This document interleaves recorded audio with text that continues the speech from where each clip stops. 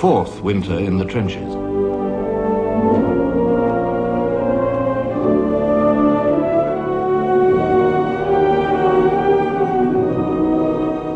The battles of yet another year had passed. Arras, the Nivelle offensive, Messines, Malmaison, Passchendaele, Cambrai. Hopes of 1917 that had fallen and withered with the autumn leaves.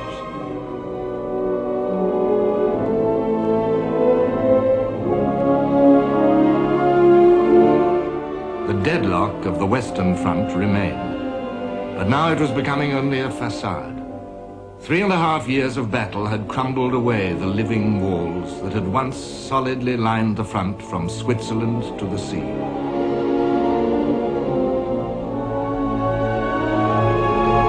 The French army could only replace a third of its monthly losses. Its divisions were skeletons of only 6,000 men. The British army in France in January 1918 was 80,000 men below its strength. In every country, the generals pleaded with the politicians for men, and ever more men. Haig confided to his diary, "We have plainly told the cabinet in writing that they may lose the war if the armies are not brought up to and kept at strength." In the place of the great armies vanished into gunsmoke, there now stood thinned ranks of shaken survivors and recruits raw from the depots. Such was the Western Front of January 1918.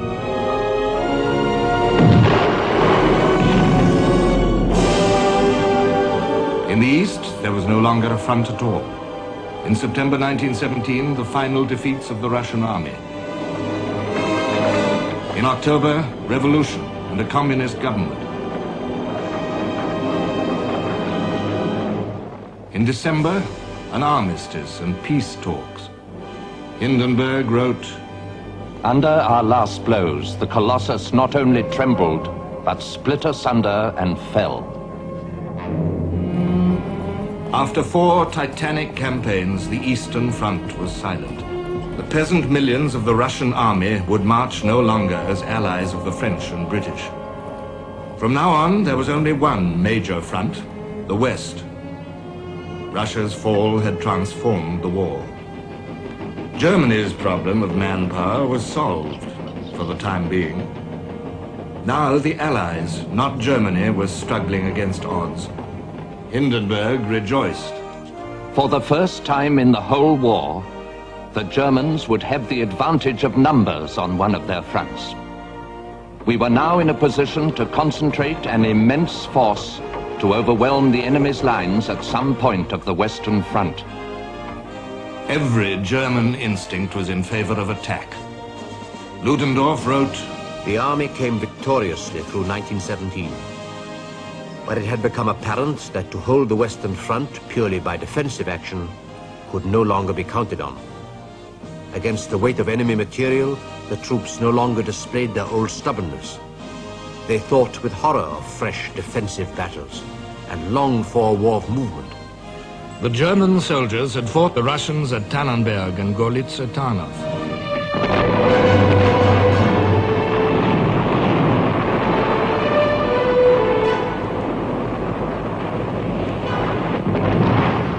The French on the Marne and in Artois and Champagne and at Verdun.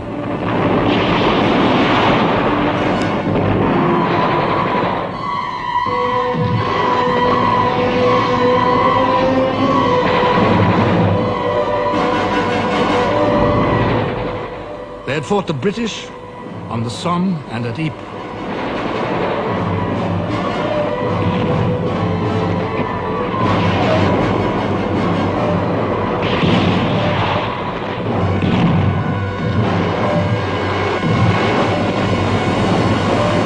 They had been skillful in attack and steadfast in defense.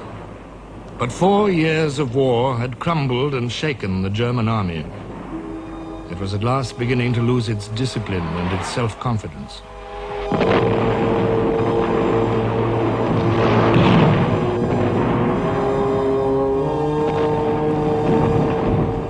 The words "Gott mit uns," God with us, were inscribed on the buckle of every German soldier's belt. Did he still believe it? Ludendorff wrote, Loss through desertion was uncommonly high. The number that got into neutral countries, like Holland, ran into tens of thousands, and a far greater number lived happily at home, tacitly tolerated by their fellow citizens and completely unmolested by the authorities.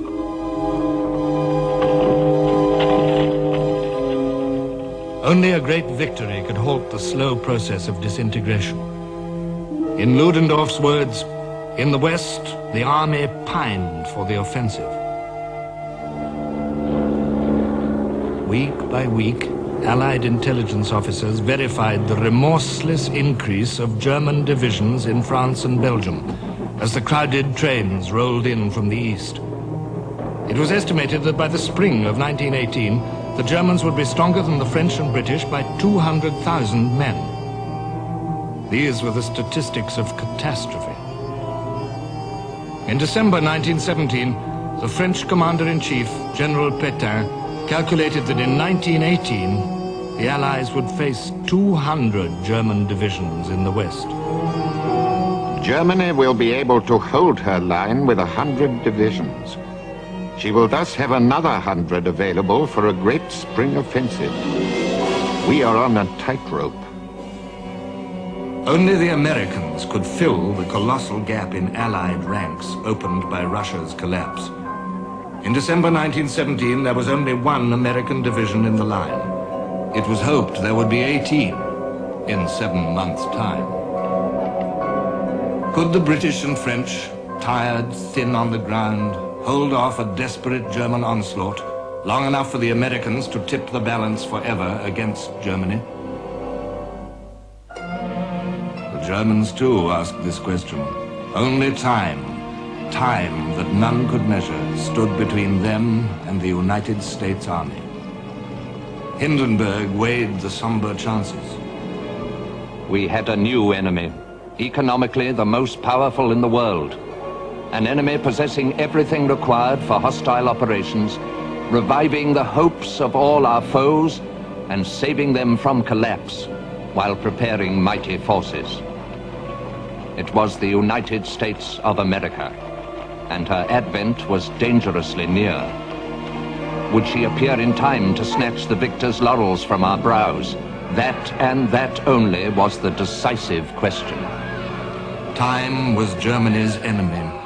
Time was her enemy because of the Americans. Time was her enemy because her allies were on the verge of collapse.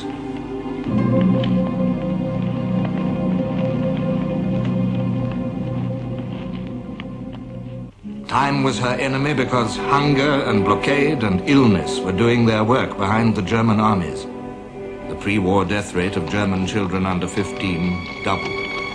Time was her enemy because German society was beginning to break up. On January the 24th, 1918, 250,000 workers came out on strike in Berlin and other towns.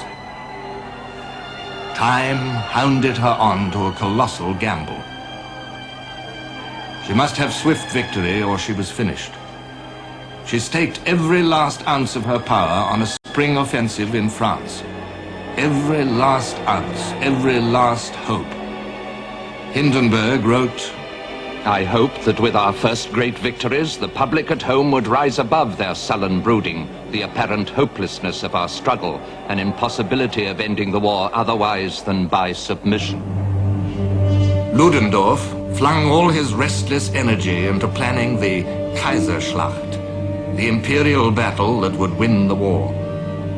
The blow would fall on the British, astride the Somme on a front of 40 miles.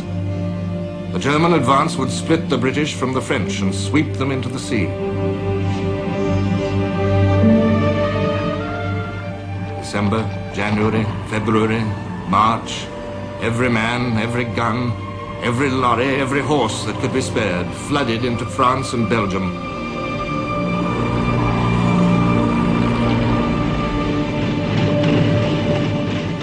From generals to privates, the army was trained for breakthrough and pursuit. The objective of the first day must be at least the enemy's artillery. There must be no rigid adherence to the plans made beforehand. The fastest, not the slowest, must set the pace.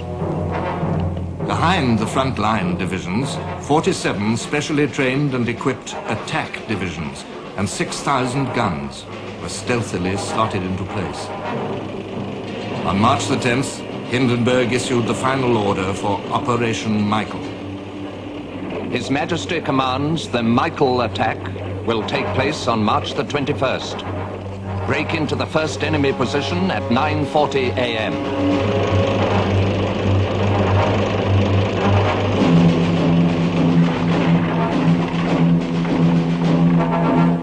Haste, desperation, supreme effort. The German soldiers were infused with a sense of destiny. The brazen spirit of the attack, the spirit of the Prussian infantry, swept through the massed troops. One can only be amazed again and again at the preparations being made, down to the last detail. That is, after all, the source of our greatness. The men were in good form. It was enough to hear them talk of the coming event as the Hindenburg Stakes in their dry Lower Saxon way, to know that they would fight as they always did, with an absolute reliability and without a word too many. The great attack will succeed. It must succeed. The breakthrough will free Germany from her hunger and suffering. It will bring us victory. So, over the top and forward. This was the decisive battle, the final reckoning, the culminating attack. The atmosphere was extraordinary, heavy with tension and excitement. We are really conscious of the greatness of the hour.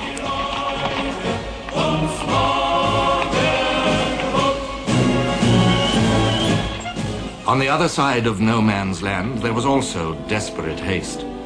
The British and French trenches had been only jumping off lines for past offensives. Now, under the threat of the German onslaught, they had to be converted in a few weeks into deep defensive systems. Not enough men to dig trenches and lay out barbed wire. Not enough men to fill the defenses. Not enough time to rest the survivors of the battles of 1917. Not enough time to train the scanty reinforcements. The French and British looked towards Germany and wondered how long they would be given. In the trenches at night, when the wind was in the right direction, we could hear the German transport and trains rumbling up their great army from the east that was going to sweep us into the sea. We were grim. We were determined. Behind us lay the old Somme battlefields, every yard soaked with British blood. They were determined, but they were tired, deadly tired. March the 5th, 1918. The battalion wants a rest. It had been up 42 days when last night it was relieved, and even now I doubt whether a rest is in sight, since an order has just come in to go up tomorrow for the day and dig. I leave you to imagine the state of the men's bodies and clothing after so long a time almost without a wash. The British had pieced together the German plan, a tremendous blow against the British army. They comforted themselves with the belief, If Germany attacks and fails, she will be ruined. the British Fifth Army, holding the longest and weakest sector in Haig's line, 12 infantry divisions to 42 miles, lay in the path of the German mass. Behind the Fifth Army was Amiens, the rail center that linked the British and the French. March the 20th, 1918. A cold evening, mist forming, apprehension prickling along the forward defenses. Night fell. I couldn't sleep. The quietness I knew so well falls over fronts before an attack. The quietness was on. I fell into an uneasy sleep.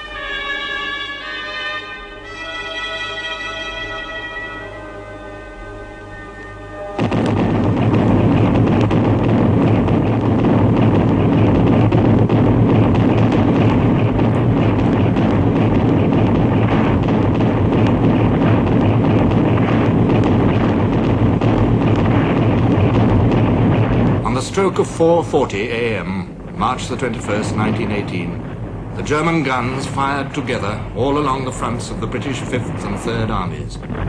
4,000 field guns, 2,600 heavy guns, 3,500 trench mortars, high explosive shell, shrapnel, mustard gas, phosgene gas. The bombardment had been orchestrated into a great symphony of destruction. It swept away guns, headquarters, telephone exchanges, trenches. The amount of firepower by the enemy was so great that those who weren't gassed or suffering from the effects of gas would be numbed by the shock of the continual bombardments. The bombardment was concentrated into only 5 hours. The German gunners worked with the speed of frenzy. It was like the end of the world. The gunners have their shirt sleeves rolled up. They are bathed in sweat. Never have they fired faster. In the forward area, the British waited for the hurricane to cease, waited for the German battle groups to loom up through the fog that covered the front.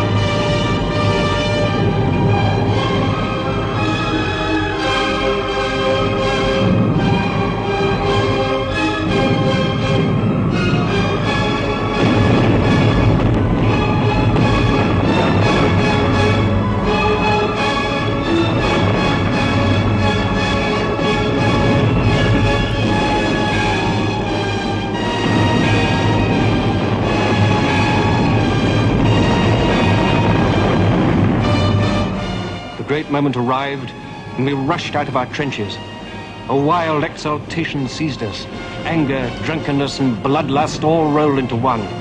We crossed the enemy's barbed wire without difficulty, and were in his first line. The wave of men seemed to dance like a row of ghosts in the white, whirling mist. The British in the forward area were outnumbered. They were swamped by the German advance.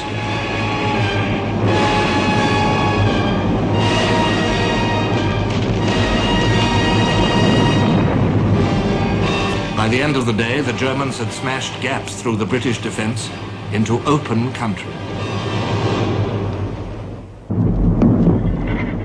British heavy artillery was dragged from long, static positions in the rear and hauled away westwards.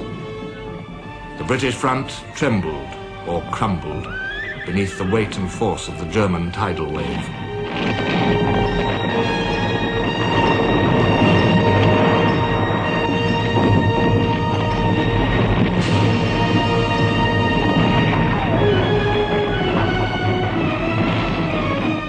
March the 22nd, disintegration and collapse.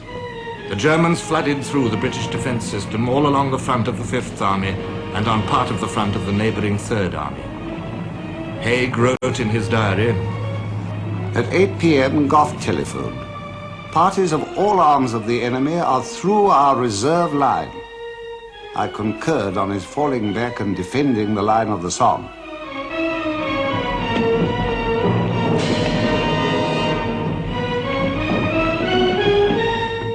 The impossible, the incredible had happened. The Western Front had been broken. As in 1914, a great army was treading the bitter road of retreat with an exultant pursuer at its heels. Haste, confusion, rumors, orders, counter-orders, and always the menace of German fire close behind.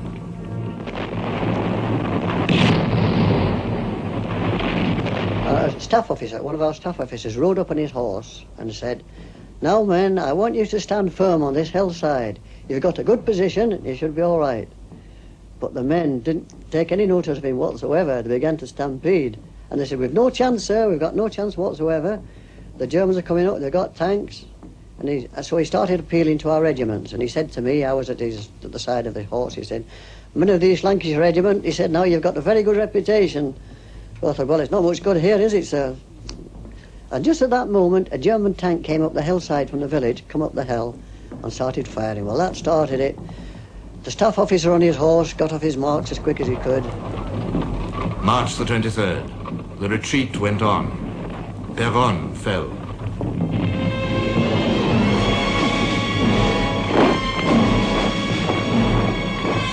Behind the slow procession of defeat, the sound of German guns came ever nearer.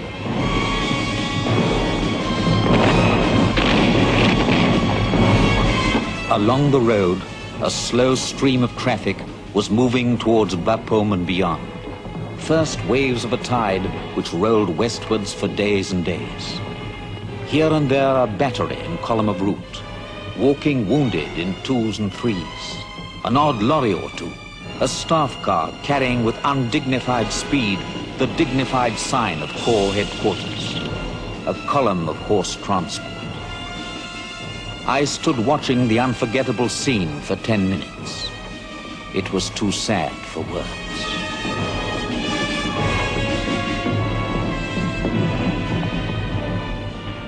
March the 24th. Bapaume fell. A gap grew between the 3rd and 5th armies.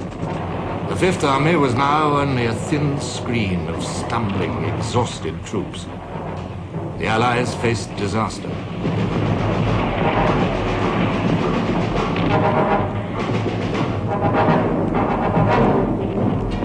That day, Haig met Pétain. Pétain told me that he had directed General Féal, in the event of the German advance being pressed still further, to fall back southwestwards to cover Paris. It was at once clear to me that the effect of this order must be to separate the British from the French and so allow the enemy to penetrate between the two armies. To the Kaiser, this was victory. He decorated Hindenburg with the Iron Cross with golden rays, last awarded to Prince Blücher after the Battle of Waterloo. The German press echoed the Kaiser's pride. The great battle in the West is won. A large part of the English army is beaten. But Hindenburg realized that the Germans were only halfway to victory. Whole sections of the English front had been utterly routed and were retiring apparently out of hand in the direction of Amiens. If the town fell into our hands, it was possible that the strategic and political interests of France and Britain might drift apart. So forward against Amiens. The Kaiserschlacht, the imperial battle, raged on. The line of gunfire crept ever nearer Amiens. Each side threw every man and gun into the struggle.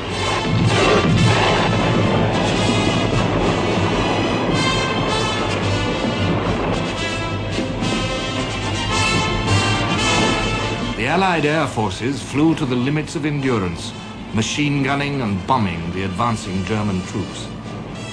Only time to rebomb and refill tanks and guns when we land from a raid, then all machines off again on the next.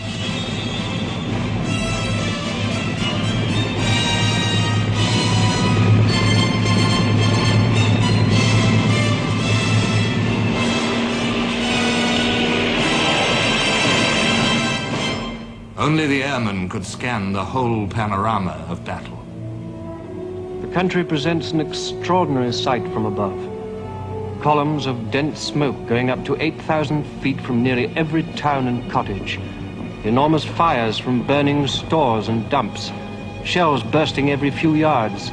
Columns of our troops retreating along all main roads and stragglers tramping westwards across the fields. Still, the retreat went on. I think we were past hope or despair. We regarded all events with an indifference of weariness, knowing that with the dawn would come another attack. Once again, civilian refugees abandoned their homes and fled from the enemy. On the road, the flood of refugees was tramping along in the midst of a cloud of powdery dust that settled on every one of them. The air was filled with the squeaks of carriages, the smack of whips, and the jingle of cowbells.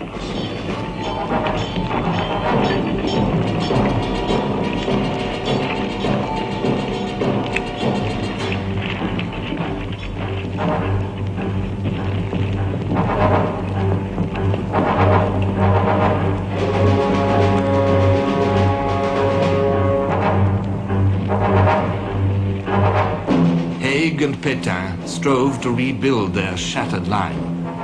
Hindenburg realized that the battle was becoming a race to Amiens. English reserves from the north, French troops drawn from the whole of central France, were hastening to Amiens and its neighborhood. More reinforcements were on their way from England.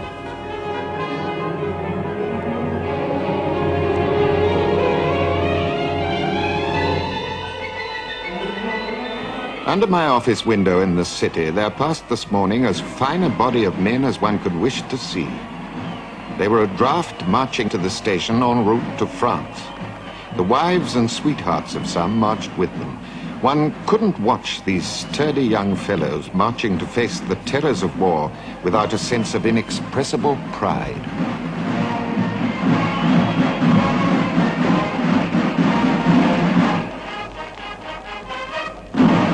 March the 25th. To the men on the crowded roads, it seemed the retreat would never end.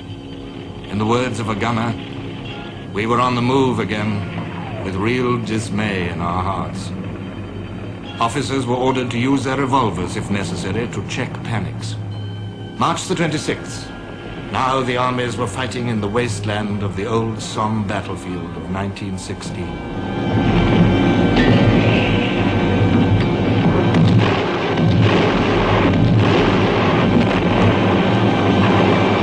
On March the 26th, we dropped into a trench. It was a trench we knew of old. We had started to retreat on the 21st of March, 1918. And here we were back in the trench we had started the attack from on November the 13th, 1916. In the shadow of catastrophe, the British High Command looked to the Channel ports. The French looked to Paris. A gulf was opening between the Allies. In Doullens, a drab little town in the path of the German attack, the Allied leaders gathered in an atmosphere of crisis. Haig believed that Pétain had lost his nerve. Pétain believed that the British would be herded into the Channel. Clemenceau, the French Prime Minister, was appalled at Pétain's pessimism. But General Foch was resolute. We must fight in front of Amiens. We must fight where we are now. As we have not been able to stop the Germans on the Somme, we must not now retire a single inch. This was Haig's chance to have the pessimistic Pétain overruled. He took it. If General Foch will consent to give me his advice, I will gladly follow it. The conference broke up. Foch had been made Supreme Allied Commander in all but name. But the crisis of the imperial battle had already passed. The tidal wave, the rolling force of March the 21st had spent itself.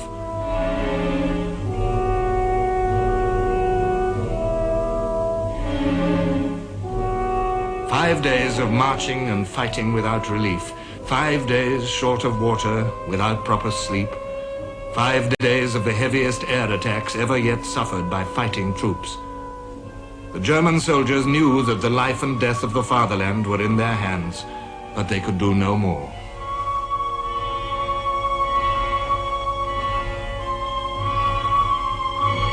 The power of attack was exhausted. Our spirits sank to zero. Day by day, the advance went slower, grew narrower. Hindenburg read the signs of failure. With us, human nature was urgently voicing its claims. We had to take breath. The infantry needed rest, and the artillery ammunition. It was lucky for us that we were able to live to a certain extent on the supplies of the beaten foe. Otherwise, we should not have been able to cross the Somme. British canteens and supply dumps had also served to hinder the German advance. The Germans had not seen such riches for years. We came across a richly furnished provision and kitting out depot which the British had abandoned. Joyously, we rushed for the provisions. There was the thick brown beer which we had done without so long and which cooled our parched throats. We were desperately in need of good food, so much in fact that we forgot about the enemy. Suddenly they realized what paupers the Germans had become, how little the British had been injured by 4 years of war. You know that the German army and the German doctors didn't have any bandages? What we used was crepe paper to wind round the wounds of the soldiers. And one can imagine how long that lasted. They just dissolved as quickly as many of the great coats our soldiers had to wear. The proud German army looted British depots like peasants in a palace. On March the 28th, today the advance of our infantry suddenly stopped near Albert. Nobody could understand why. Our airmen had reported no enemy between Albert and Amiens. I jumped into a car with orders to find out what was causing the stoppage. As soon as I got near Albert, I began to see strange sights. Men dressed up in comic disguise. Men with topped hats on their heads. Men who could hardly walk. The advance was held up, and there was no means of getting it going again for hours. That our troops did not achieve all the success that was possible was due above all to their not always being under the firm control of their officers. They had been checked by finding food depots, and valuable time had thus been lost. the Germans grew weaker. The Allies grew stronger. Since March the 25th, a French army of 7 divisions had entered the line, and another was marching up fast.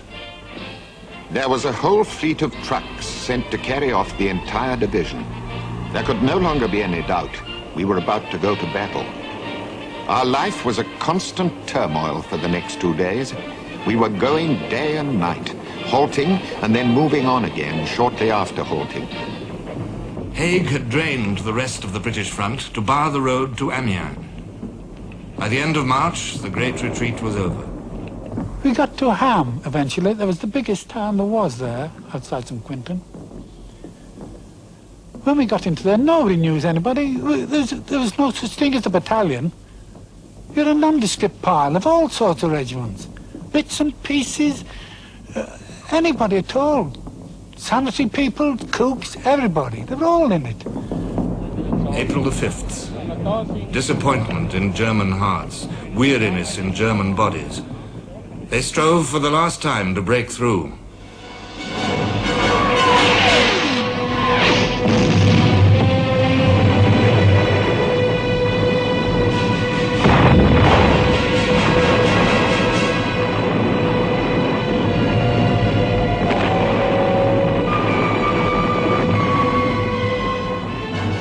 They failed. The imperial battle was over. Hindenburg and Ludendorff gave orders for another offensive against the weakened British. In Flanders, where the British line ran close to the sea and Haig dared not give ground. April the 9th, 1918. 3 hours of bombardment, so terrible that it drove men out of their minds.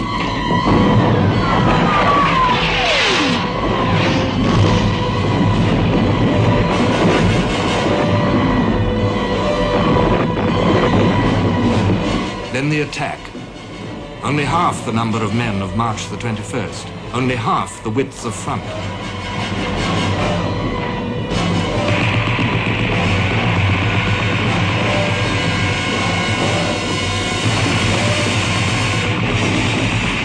But the German storm groups struck not British defenders, but raw Portuguese.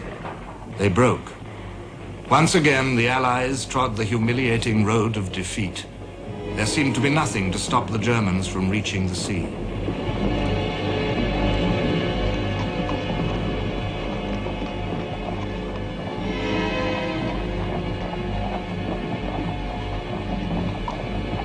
We reached a village called Esters. When we reached it, it was like the bank of England on a very busy morning, the Mansion House or Staines Bridge on a Sunday afternoon, or hundreds of vehicles and nothing moving at all. One of the drivers behind me was, in one of the wagons behind me, was crying because we expected to be taken prisoners. The Germans were coming on. You could almost feel their batteries leapfrogging forward. Haig had very few reserves. They had been sent to the Amiens front. One thing stood between him and catastrophe, the fighting spirit of the British soldier. Censorship reports on soldiers' letters home revealed the effect of the retreat on the morale of the army. No one ever believes we're winning. The Germans have gained more in a month than we've gained in 1.5 years. There are a good many out here like myself, fed up, and don't care a damn which side wins. I'm surprised to hear you've joined the Women's Land Army. Do you realize, Maggie, you're helping to prolong the war? What does it matter whether we win or not? We shall never get it over so long as the women and girls keep relieving men for the army. Only when there are no men left will the war finish. That's the way the lads out here look at it. The men's nerves are gone, and not one man has any stomach for this game. In an order of the day, Haig appealed to the doggedness of the British soldier. There is no other course open to us but to fight it out. Every position must be held to the last man. There must be no retirement. With our backs to the wall and believing in the justice of our cause, each one of us must fight on to the end. The British fought it out. By the end of April, the Germans were again brought to a standstill. The greatest of all attempts since 1914 to win the war by purely military victory had failed. The very size of the imperial battle had doomed it. It could not be nourished, despite Ludendorff's ruthless mobilization of every horse and lorry and wagon. The German failure cost 350,000 out of their last reserves of men. Men were the fuel of war. As the manpower of Europe became exhausted, the war began to burn itself out, like a forest fire starved by its own appetite. Only America could pour fresh fuel into the diminishing flames. Since March the 21st, nearly 200,000 Americans had landed in France. Germany's chances of snatching victory dwindled with every tick of the clock. Ludendorff was forced to stake Germany's waning power on another gamble. With desperation in his heart, Ludendorff swung his armies south.